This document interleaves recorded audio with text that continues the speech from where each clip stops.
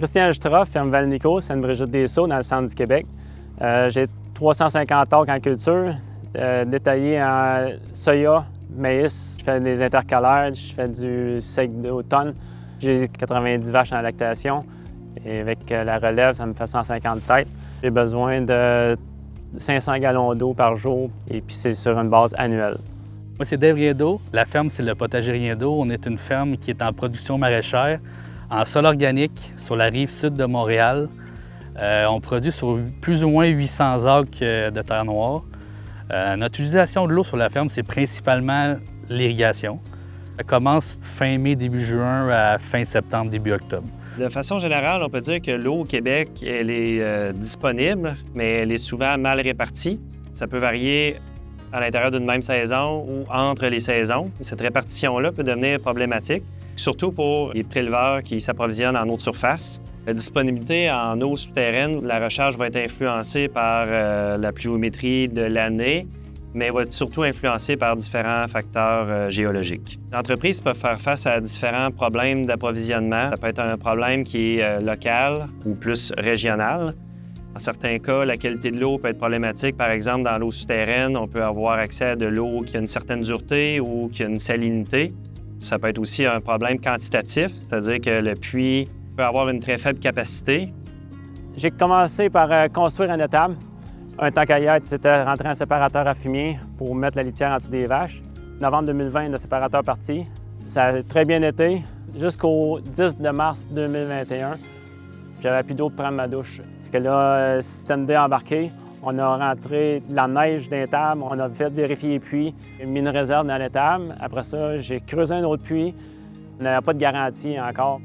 Les experts prévoient que les changements climatiques augmenteront les extrêmes météo, ce qui va augmenter le problème de répartition des précipitations durant la saison ou entre les années. La demande en évapotranspiration devrait augmenter également, ce qui augmentera le déficit hydrique des cultures. Depuis plusieurs années, les changements climatiques ont fait qu'on n'a pas eu le choix de s'améliorer à l'interne sur comment on irriguait. Pour des systèmes d'aspersion, avec le type de buse qu'on a, c'était difficile d'irriguer uniformément sur 3000 pieds de long. Au début du champ, c'était quasiment le double de pression que versus la fin. Si jamais une entreprise fait face à un problème d'approvisionnement, la première chose serait de diagnostiquer la situation, s'assurer de faire un bon bilan des besoins, regarder quel débit on a besoin, quel volume journalier, annuel on a besoin. Regarder aussi quelle qualité d'eau on a besoin selon les usages qui sont visés. Également, à quelle période on a besoin de cette eau.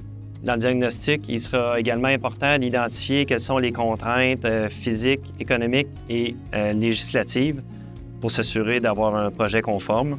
La réutilisation de l'eau de pluie est une alternative intéressante, surtout quand on a des grandes surfaces de toiture sur lesquelles on peut faire la collecte de l'eau. Il faut aussi faire attention d'avoir un environnement qui n'a pas trop de contaminants, parce que les contaminants qui vont se déposer sur la toiture peuvent se retrouver dans l'eau qui est captée et réutilisée par la suite. Le plus facile, c'est de pouvoir utiliser l'eau directement. Mais il y a aussi des façons de traiter l'eau pour avoir une eau de meilleure qualité pour des usages qui pourraient demander ce type de qualité d'eau.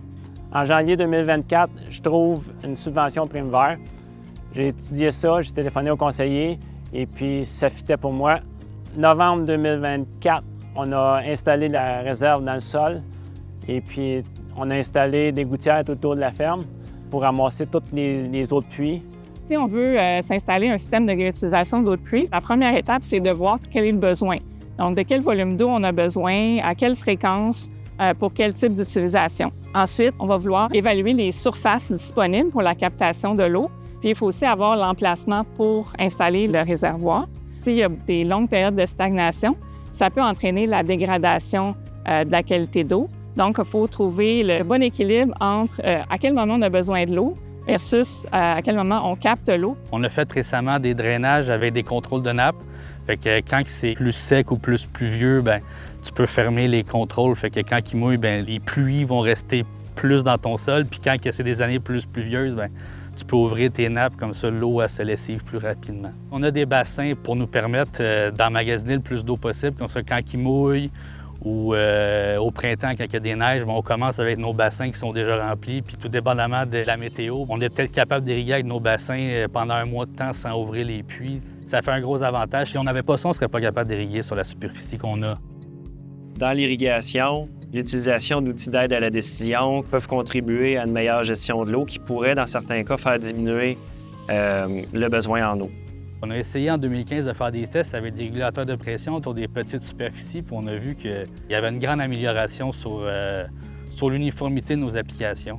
Fait que là, on a décidé de rajouter un peu plus de technologie autour de nous sur la ferme. On a commencé à utiliser des stations ortho avec des tensiomètres qui nous permettent de savoir dans le sol c'est quoi la température puis la demande en eau. Dans certains cas, il pourrait être possible de remplacer une source d'eau potable par une source d'eau non potable. C'est une tank de 80 000 litres. Je prends cette eau-là pour faire toutes mes séparations de fumier, mes herbicides et puis mon lavage de machinerie, tandis que je garde l'eau qui est traitée pour la consommation des animaux, le lavage des équipements laitiers. Ça, c'est le projet que j'ai décidé de faire. J'ai fait un cheminement pour voir qu'est-ce qu'il y en était. C'est sûr qu'il y a des producteurs, des entreprises qui ça leur donnera pas, mais pour préserver la ressource puis préserver notre équilibre autour de nous autres, bon, bien, il s'agit de se faire un choix puis il y a quelque chose à trouver de bon dans tout ça.